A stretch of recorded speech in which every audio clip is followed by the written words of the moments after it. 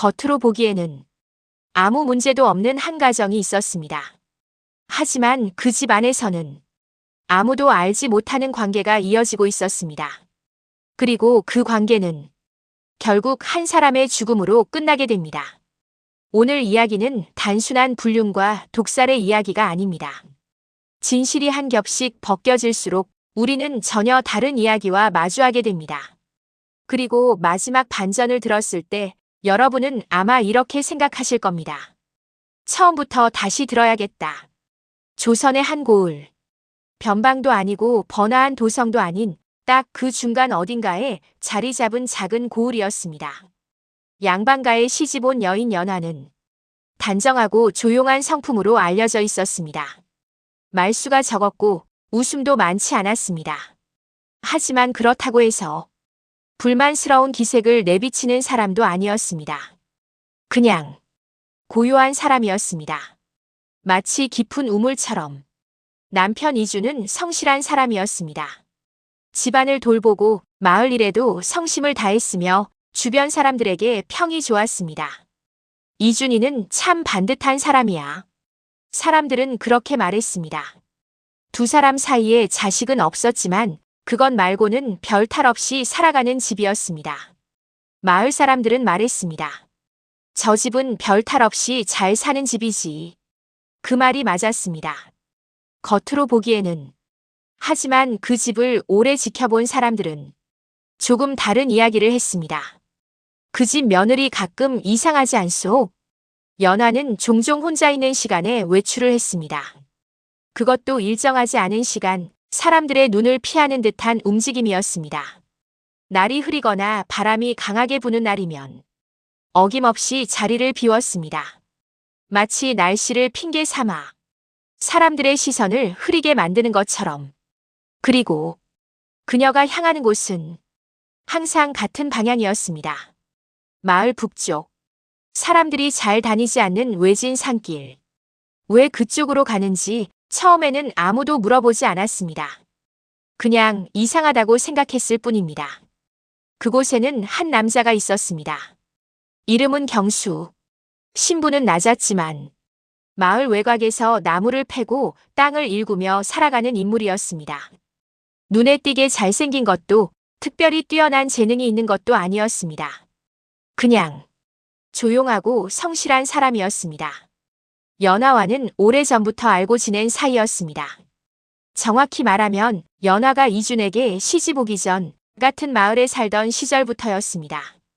어릴 때 같은 물가에서 놀았고 청년이 되어서는 서로의 존재를 의식하기 시작했습니다.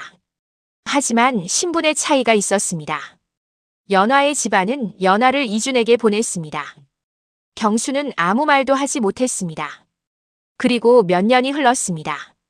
그 몇 년 사이 두 사람은 다시 만나게 됩니다. 처음에는 우연이었을 것입니다. 두 번째는 반쯤 우연이었을 것입니다. 세 번째부터는 아무도 우연이라고 부르지 않았을 것입니다. 사람들의 시선을 피해 짧은 만남이 이어졌고 그 만남은 점점 길어졌습니다. 문제는 그 관계가 계속될 수 없다는 것이었습니다. 연화는 이미 혼이 난 몸이었고 이주는 아무것도 모른 채 살아가고 있었습니다. 적어도 사람들은 그렇게 생각했습니다. 하지만 여기서 첫 번째 균열이 생깁니다. 이준이라는 남자. 마을 사람들이 아는 이준과 집안에서의 이준은 과연 같은 사람이었을까요? 이 이야기를 전해들은 한 노파가 훗날 이런 말을 했다고 합니다. 그 집에서 나는 소리를 들은 적이 있어. 바람 소리가 아니었습니다. 물건이 깨지는 소리, 낮게 억눌린 울음소리. 그리고 다음 날 아침 연화는 아무 일도 없었다는 듯이 단정하게 머리를 빗고 나왔습니다. 긴 소매로 팔을 가린 채. 마을 사람들은 그때도 말했습니다. 저 집은 별 탈 없이 잘 사는 집이지. 그들이 본 것은 겉면뿐이었습니다. 어느 날 이주는 우연히 연화의 뒤를 밟게 됩니다. 아니, 사실 우연이 아니었을 수도 있습니다. 이미 무언가를 의심하고 있었던 것일지도 모릅니다. 그리고 그 장면을 보게 됩니다. 아무도 없는 외진 곳에서 서로를 마주보고 있던 두 사람. 이주는 그 자리에서 모든 것을 알아차렸습니다. 그날 이후 집안의 분위기는 완전히 달라졌습니다. 말은 없었지만 침묵이 더 무거워졌습니다. 이주는 연하를 다그치지 않았습니다.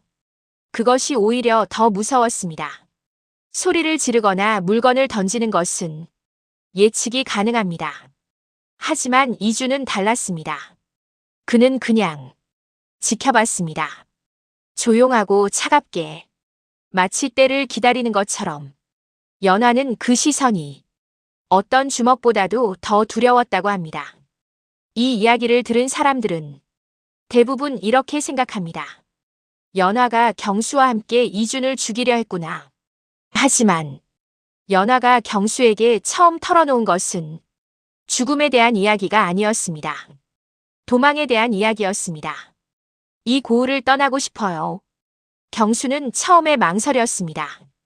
어디로 간다는 것이요? 멀리. 아무도 우리를 모르는 곳으로. 경수는 말했습니다. 신분이 다르오.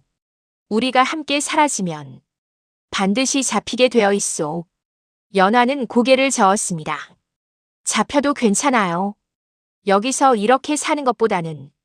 그 말 끝에 연하는 소매를 걷었습니다. 경수는 그것을 보고 한동안 아무 말도 하지 못했습니다. 그 자리에서 두 사람이 나눈 대화는 살인 계획이 아니었습니다. 탈출 계획이었습니다.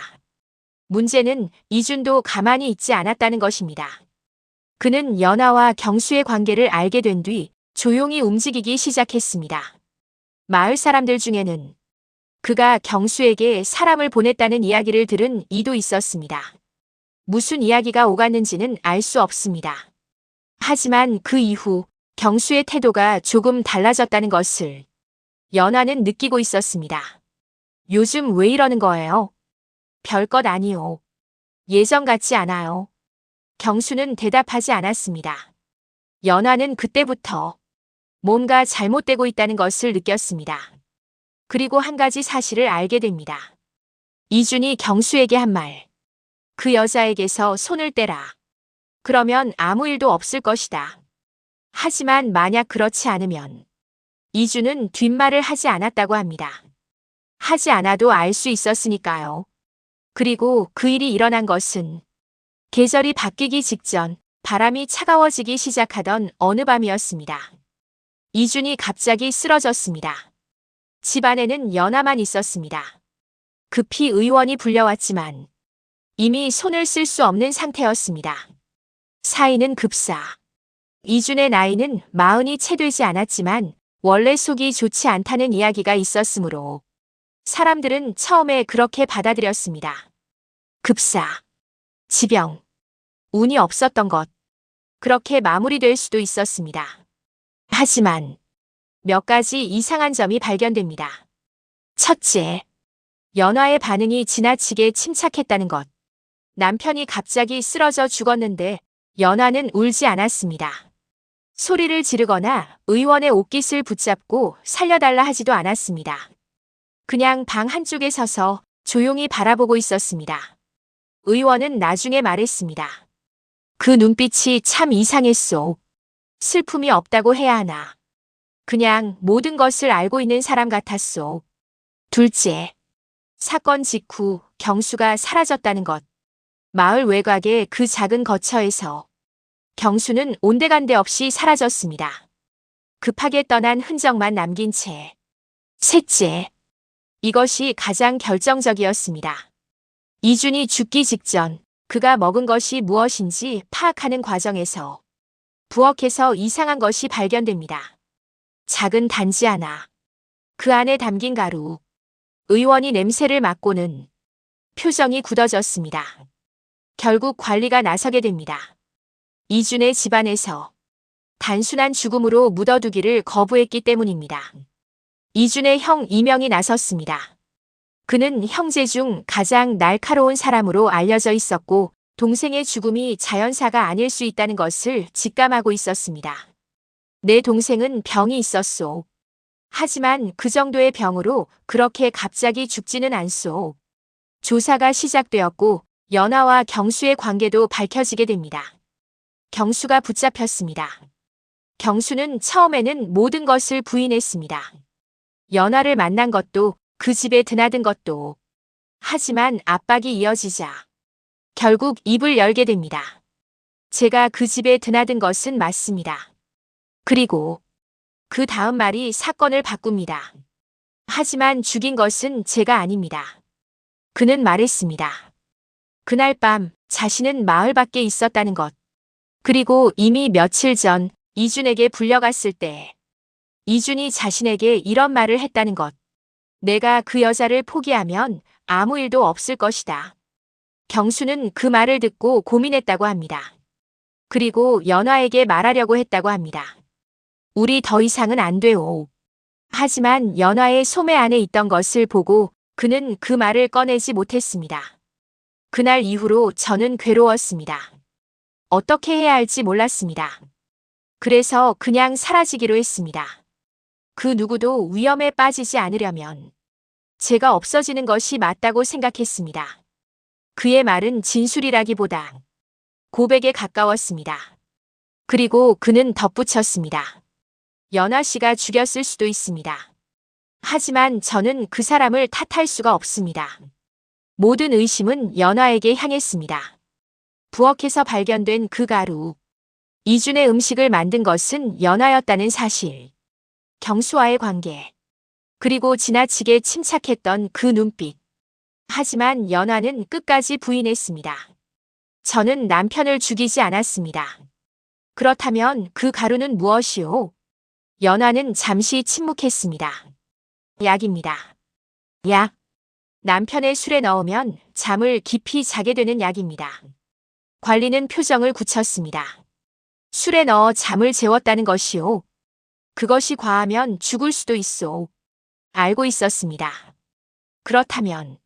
하지만 저는 그날 밤 넣지 않았습니다.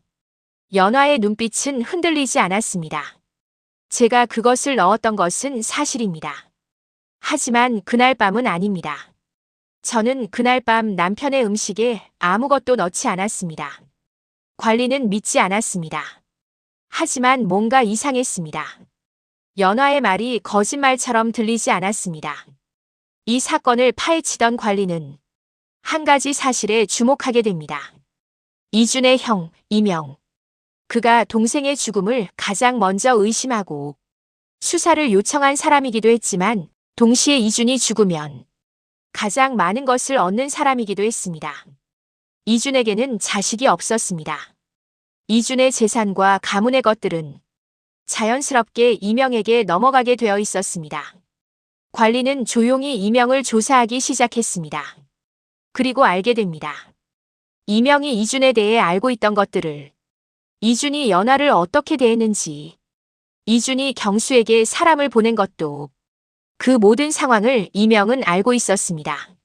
하지만 가장 결정적인 것은 따로 있었습니다. 이명의 거처에서 발견된 것, 작은 봉투 하나. 그 안에 담긴 것은 부엌에서 발견된 가루와는 다른 성분이었습니다. 의원이 검사한 결과 이것은 소량으로도 성인 남성을 죽일 수 있는 독이었습니다. 관리는 사건을 처음부터 다시 정리하기 시작했습니다. 연화는 이준의 폭력에서 벗어나기 위해 술에 수면을 유도하는 약을 넣어왔습니다. 그것은 죽이려는 것이 아니라 그 밤만큼은 살아남으려는 행위였습니다. 경수와의 관계는 탈출을 꿈꾸는 과정에서 생겨났습니다. 하지만 이준은 그 관계를 알게 되었고 경수에게 압박을 가했습니다. 그리고 이명은 이 모든 상황을 기회로 이용했습니다.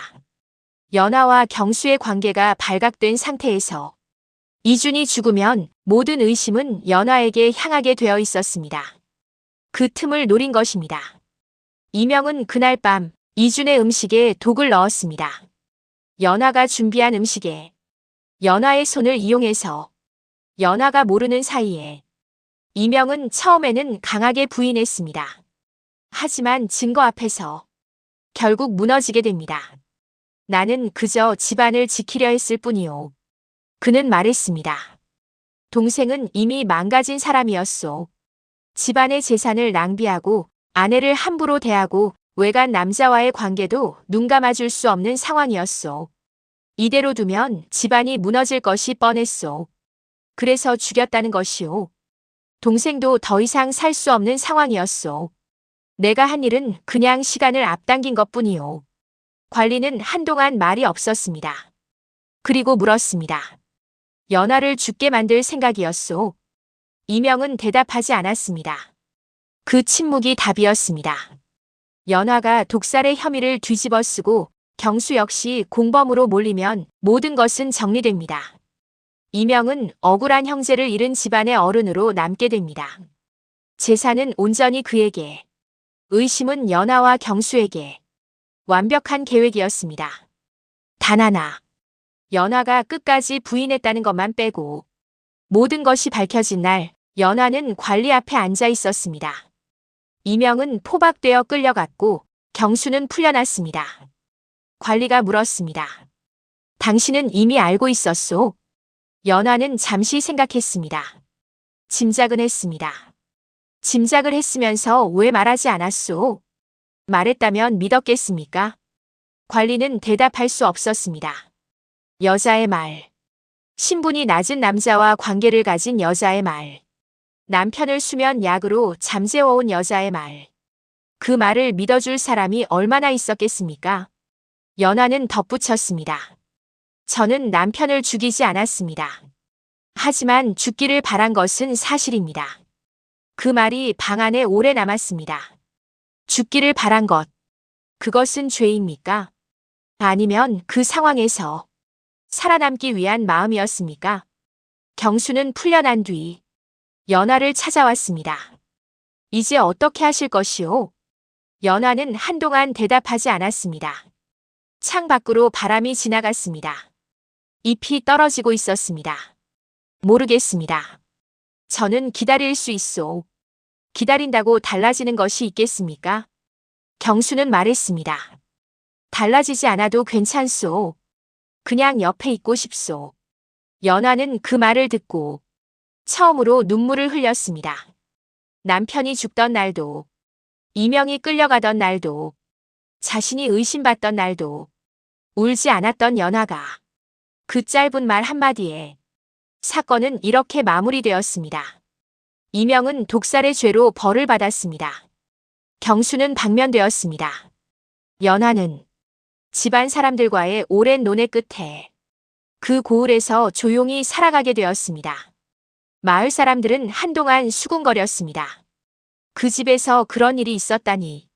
저 여자는 대체 어떤 사람이요? 불쌍한 것이지 나쁜 것이지.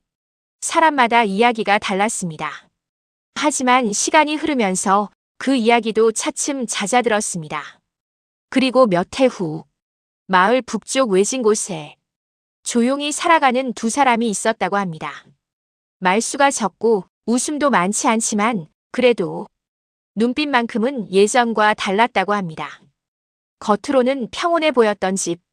하지만 그 안에는 아무도 알지 못하는 이야기가 있었습니다. 피해자라고 생각했던 사람이 가해자였고 가해자라고 생각했던 사람이 피해자였습니다. 그리고 진짜 계획자는 가장 멀리서 지켜보고 있었습니다.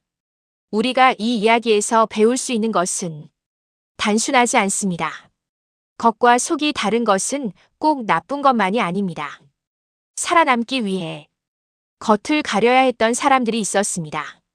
그 침묵이 의심으로 오해받고 그 눈물 없음이 냉혹함으로 읽혔습니다. 하지만 진실은 가장 마지막에야 드러났습니다. 조선의 어느 고을에서 벌어진 이야기. 그 끝에는 언제나 사람이 있었습니다. 그리고 사람은 그 어떤 이야기보다 복잡합니다.